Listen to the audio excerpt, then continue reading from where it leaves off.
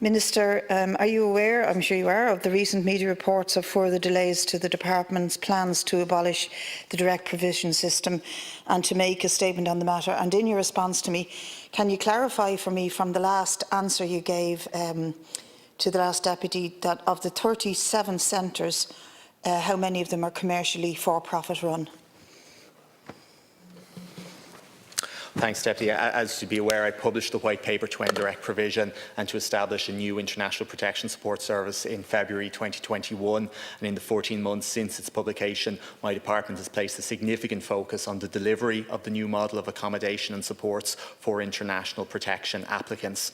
As the Deputy will appreciate, the war in Ukraine has had an unavoidable impact on the implementation of the White Paper, as staff in my department were temporarily diverted to fulfil Ireland's obligations, including members of the White Paper transition team. As you know, over 33,000 Ukrainian displaced persons have come to Ireland under the Temporary Protection Directive, and of those, over 23,000 are being accommodated by the state.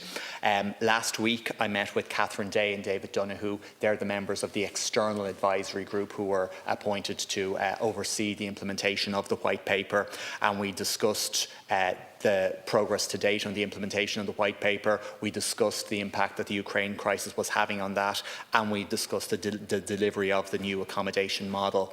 As I said before, staff in the transition team were temporarily diverted to responding to the needs of accommodating Ukrainian displaced persons. I'm pleased to be able to say I've now been able to reallocate those staff back to the implementation of the White Paper process. However,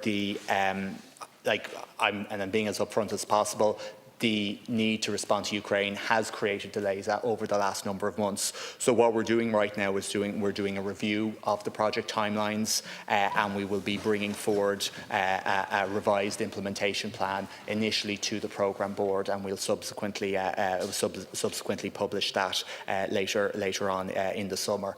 The implementation of the White Paper, the ending of direct provision, it's a priority for me. It's an absolute priority for the government. We have the commitment to the resources to undertake that, but we do also have to respond to the very significant pressures that my department have faced over the last 4 months. Thanks, Minister. You didn't answer my question about the number of commercially run centres, but I hope you'll come back to it.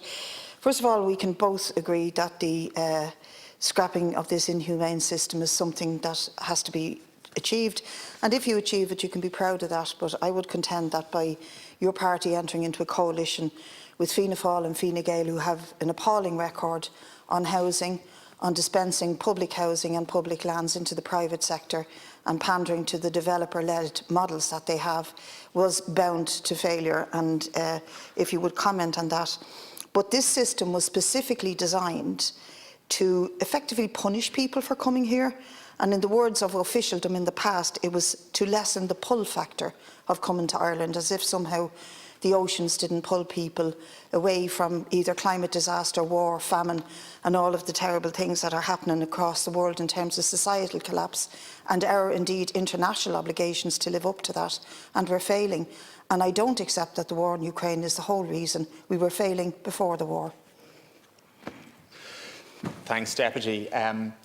As you know, the central problem with the direct provision model was the reliance on commercial operators.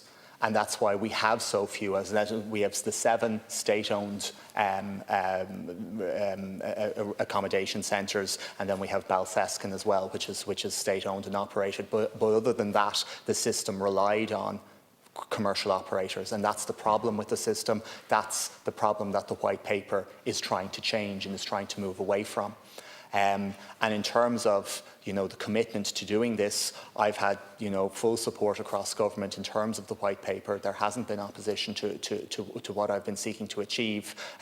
I would share your critique of direct provision. I would share your critique of the reliance of that model over 20 years. But I do believe there is a recognition across government, across society, that that's not the way to go, and that people fleeing conflict deserve to be accommodated in conditions that are human rights compliant.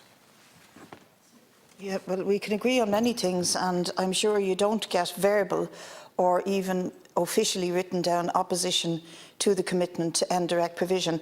But the problem is you're in a government with parties that are dominated by their links to international finance, to developers, to the idea of private property for rent and for ownership, and they have handed over public land and public facilities that could have been used not just to house refugees indeed, but to end the housing crisis and take the people off the streets that I walked past today, and there are dozens sleeping on the streets. We have an absolute disastrous housing policy, and you are not going to end direct provision or indeed deal with the housing crisis with a group of parties that have no commitment to public housing or to ending the sort of profiteering that emanates from it.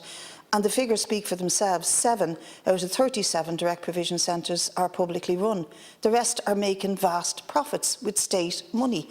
And this is an absolute scandal, and I don't believe you'll end it by just getting commitment from Fianna Fáil and Fine Gael. There needs to be a much greater struggle to demand it happen, at least on a human rights basis, if not further, and to stop the idea that the housing crisis is the fault of refugees. Minister to conclude. Well, that last comment is certainly not one that I've ever put forward, and I don't think it's one anyone in government have put forward either. But you're absolutely right in terms of the response to the need to accommodate people seeking international protection has to be seen in the context of the wider response to the housing crisis. But I also think it's important that we actually have a clear plan, because, for years we've seen this, we have to end direct provision, but there has to be an answer to the question, how do we accommodate people while they are here, while they are waiting for their international protection application to be addressed? And that's a complicated question, because it does require resources, it does require the provision of accommodation, and I believe what we've put forward in the white paper is the way to go in that. I think we'll probably have to broaden the assumptions upon which the white paper is based, because I think we are seeing a greater flow of people migrating internationally, seeking international protection, and that's part of the review process that I've asked my department to undertake in terms of those timelines.